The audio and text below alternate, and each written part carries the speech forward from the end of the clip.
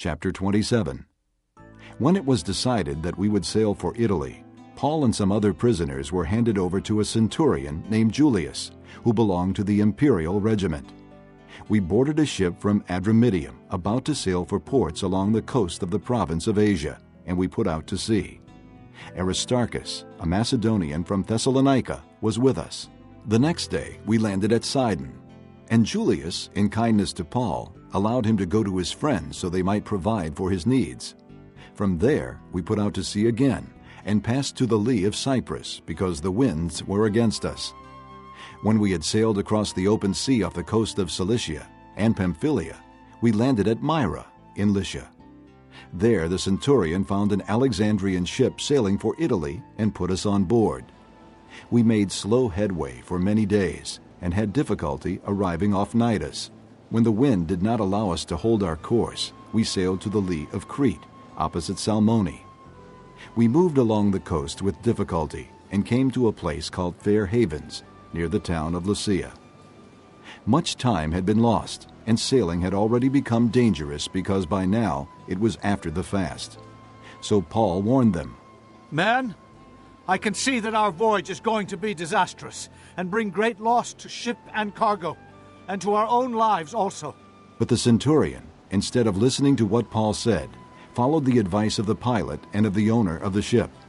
Since the harbor was unsuitable to winter in, the majority decided that we should sail on, hoping to reach Phoenix and winter there. This was a harbor in Crete, facing both southwest and northwest. When a gentle south wind began to blow, they thought they had obtained what they wanted, so they weighed anchor and sailed along the shore of Crete. Before very long, a wind of hurricane force called the Northeaster swept down from the island.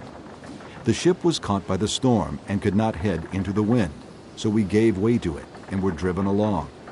As we passed to the lee of a small island called Cauda, we were hardly able to make the lifeboat secure. When the men had hoisted it aboard, they passed ropes under the ship itself to hold it together. Fearing that they would run aground on the sandbars of Syrtis, they lowered the sea anchor and let the ship be driven along. We took such a violent battering from the storm that the next day they began to throw the cargo overboard. On the third day, they threw the ship's tackle overboard with their own hands.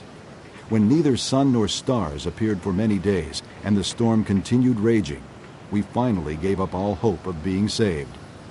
After the men had gone a long time without food, Paul stood up before them and said, Men, you should have taken my advice not to sail from Crete. Then you would have spared yourselves this damage and loss.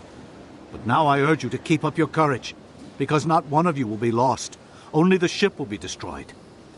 Last night, an angel of the God whose I am and whom I serve stood beside me and said, Do not be afraid, Paul.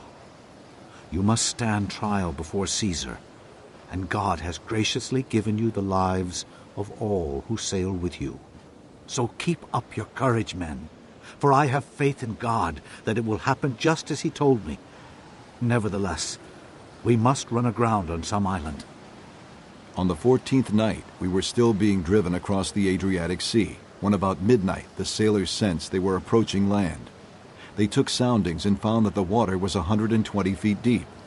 A short time later, they took soundings again and found it was 90 feet deep. Fearing that they would be dashed against the rocks, they dropped 4 anchors from the stern and prayed for daylight. In an attempt to escape from the ship, the sailors let the lifeboat down into the sea, pretending they were going to lower some anchors from the bow. Then Paul said to the centurion and the soldiers, Unless these men stay with the ship, you cannot be saved. So the soldiers cut the ropes that held the lifeboat and let it fall away. Just before dawn, Paul urged them all to eat. For the last 14 days, he said, you have been in constant suspense and have gone without food. You haven't eaten anything. Now I urge you to take some food. You need it to survive. Not one of you will lose a single hair from his head. After he said this, he took some bread and gave thanks to God in front of them all. Then he broke it and began to eat.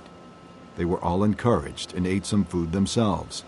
Altogether, there were 276 of us on board. When they had eaten as much as they wanted, they lightened the ship by throwing the grain into the sea. When daylight came, they did not recognize the land.